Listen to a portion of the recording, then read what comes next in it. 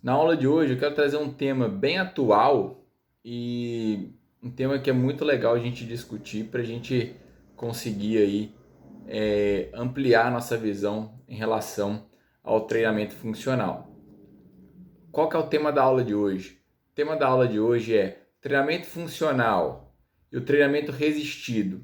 Eles são concorrentes ou eles são complementares? Então, para a gente começar a nossa discussão, nosso bate-papo, né, para a gente fundamentar, a gente precisa conceituar tanto o treinamento funcional quanto o treinamento resistido.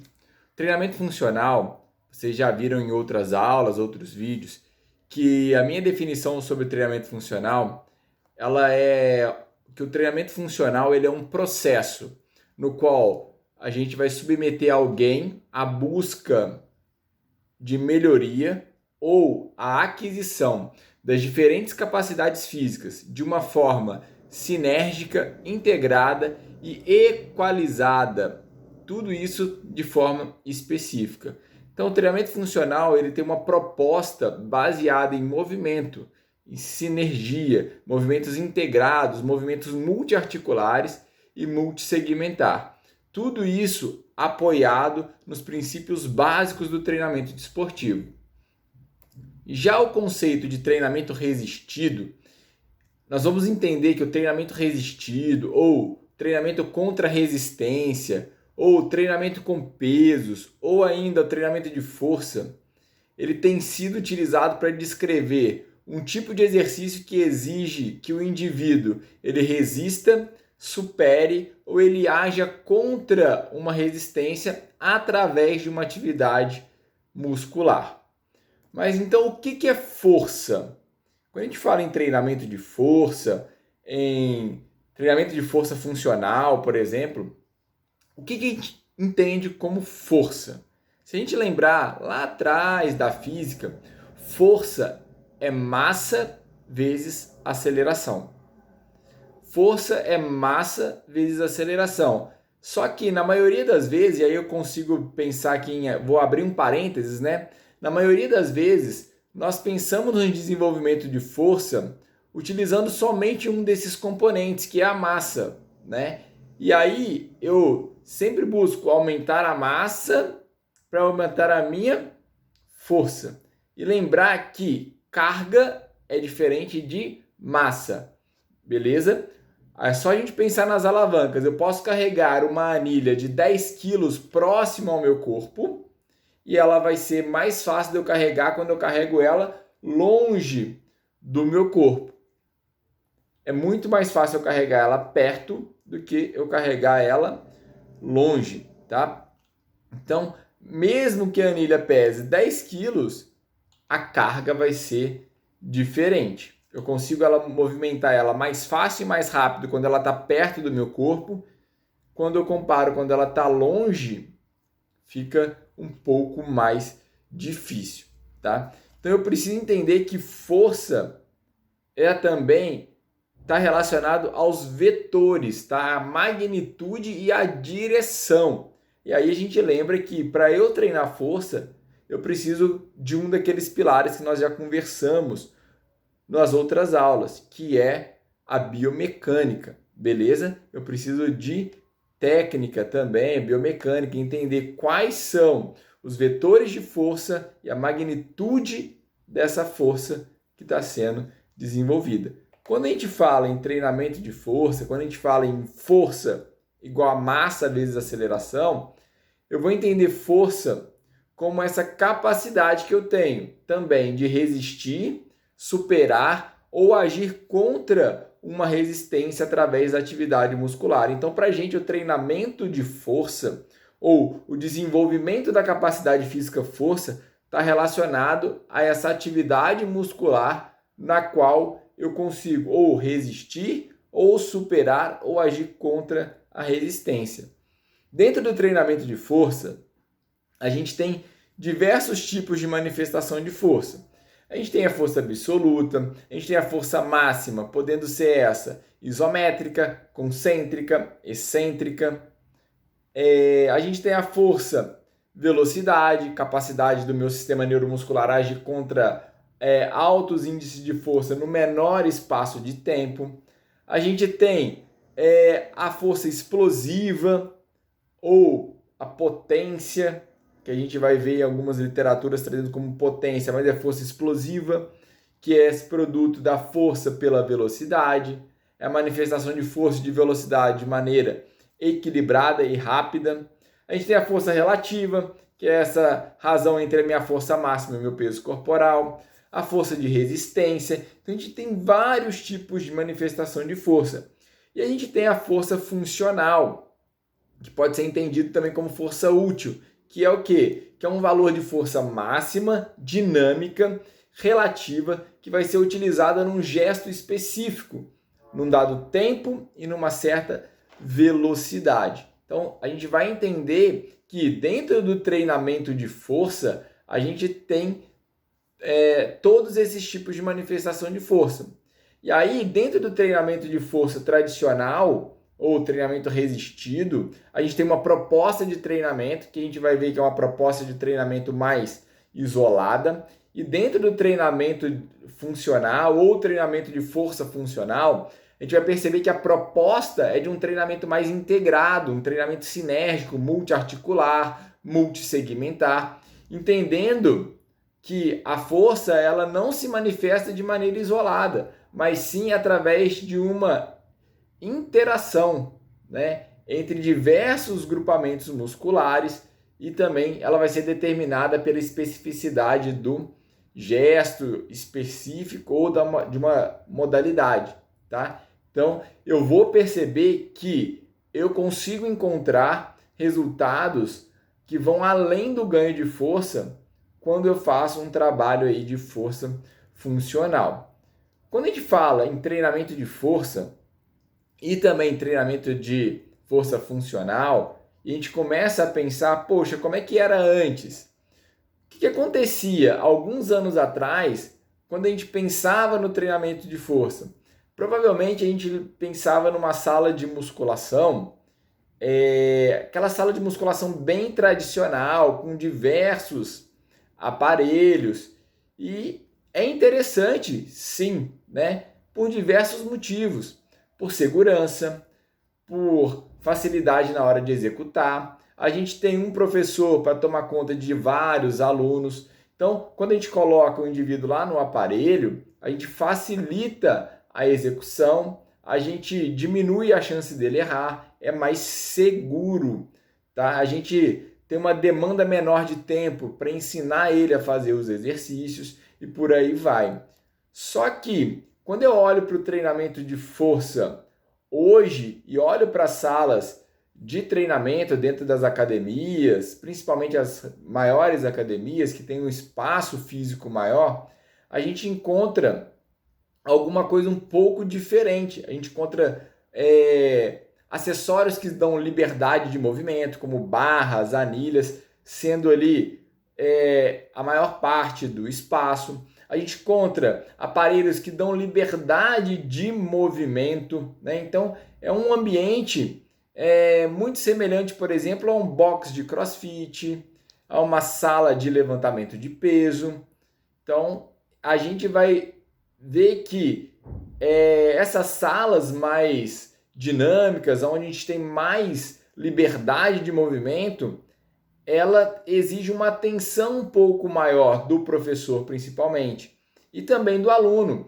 Exige uma dedicação desse aluno, existe uma relação de ensino, de aprendizagem e de resgate das habilidades motoras, que muitas das vezes são perdidas, e principalmente do professor treinador, aonde a gente passa a ter um papel fundamental na hora de ensinar o meu aluno, na hora de resgatar essas habilidades motoras que foram perdidas, por exemplo, o agachamento.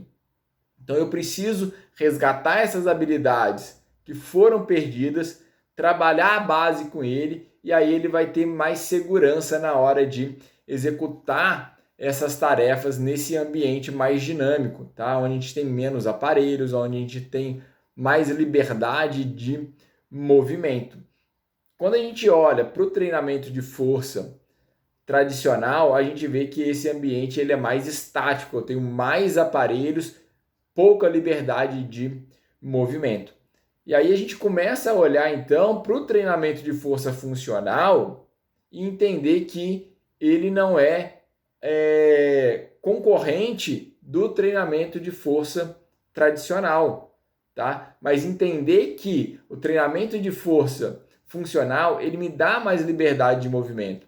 O grande problema é que algum tempo atrás, quando se falava em treinamento funcional, logo se pensava no exercício de agachamento, por exemplo, com uma carga e em pé em cima de uma bola.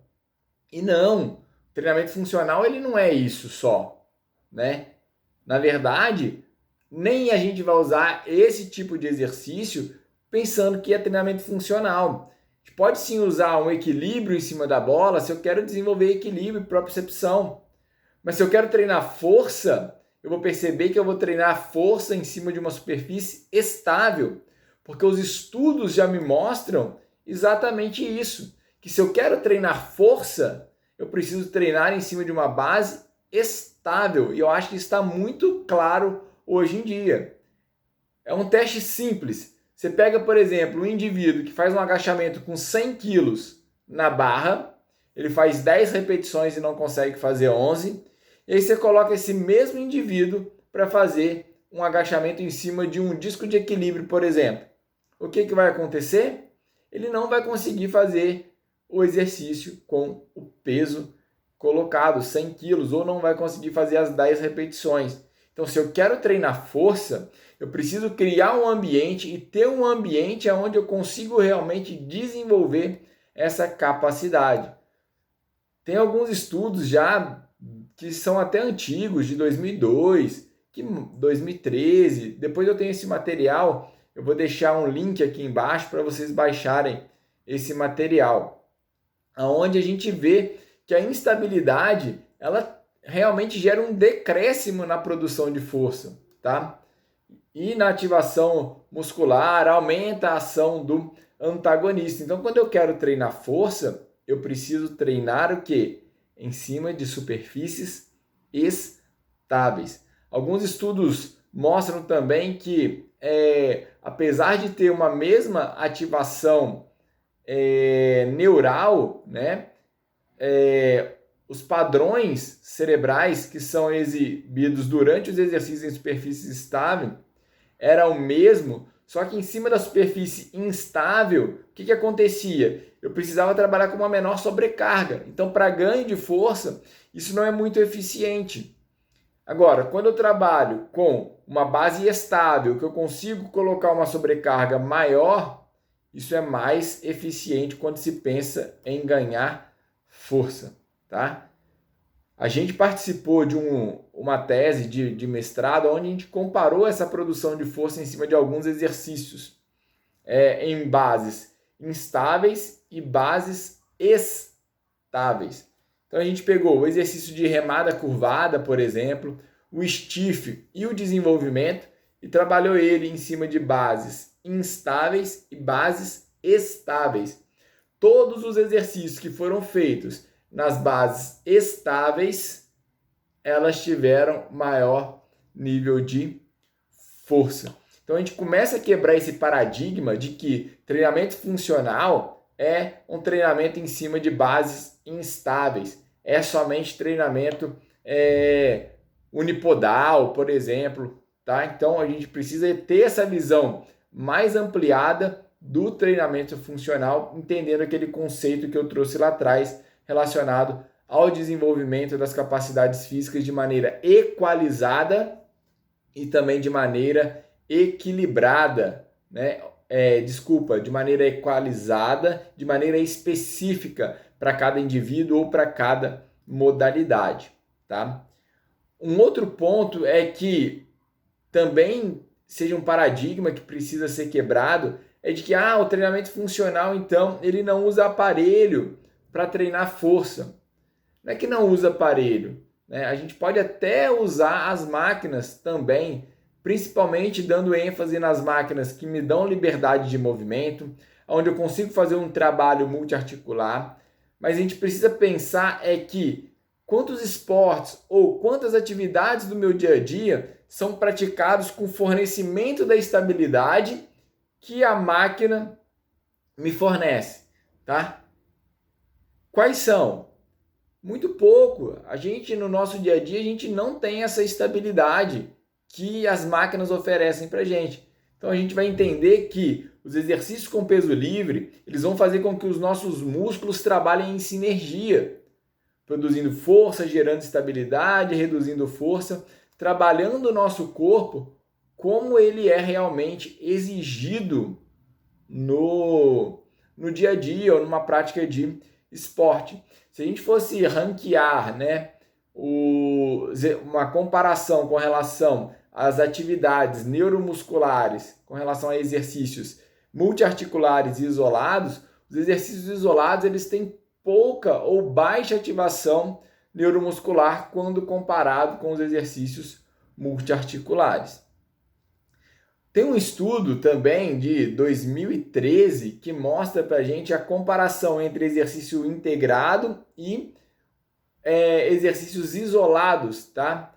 Com relação à ação motora e também com relação ao ganho de outras habilidades, né? Sem ser a força. Então, além do ganho de força, como a gente já falou, a gente vai ver, né, que o ganho também é força explosiva, agilidade, resistência através do treinamento integrado. Então, o objetivo principal do estudo foi comparar os efeitos do treinamento resistido, isolado, com um programa de treinamento integrado sobre a qualidade de movimento, o salto vertical, a agilidade, a força muscular e a flexibilidade. Depois de 8 semanas de treinamento, tendo pelo menos 15 sessões de treinamento de força e treinamento isolado, né, e integrado, o estudo ele observou que o grupo que treinou de maneira integrada teve melhor desempenho, tanto no teste de qualidade de movimento, eles foram mais rápidos no teste de agilidade, saltaram mais alto, melhorou a resistência muscular e também melhorou aí a flexibilidade. O grupo que fez o treinamento isolado, ele melhorou o salto vertical, melhorou a flexibilidade e a resistência comparando aí o pré-teste. Então, percebe-se que os dois, eles têm uma melhora nas outras qualidades físicas também. Então, não é que um é melhor do que o outro, o que é pior. A gente precisa entender o que meu aluno gosta mais de treinar, qual é a necessidade dele e aonde que eu vou trabalhar para entregar para o meu cliente o resultado que ele deseja. A gente tem um posicionamento da NSCA que propõe uma organização em diferentes tipos de exercícios. Por exemplo, exercícios estruturais, que são aqueles exercícios que enfatizam uma sobrecarga direta ou indireta na coluna. O agachamento, o levantamento terra, o arranque, o clean. São exercícios estruturais. Os exercícios essenciais são aqueles exercícios que recrutam uma ou mais área muscular grande, né? São os multiarticulares, que são importantes no desempenho e na melhoria, seja de um gesto motor específico, seja para melhorar o desempenho esportivo.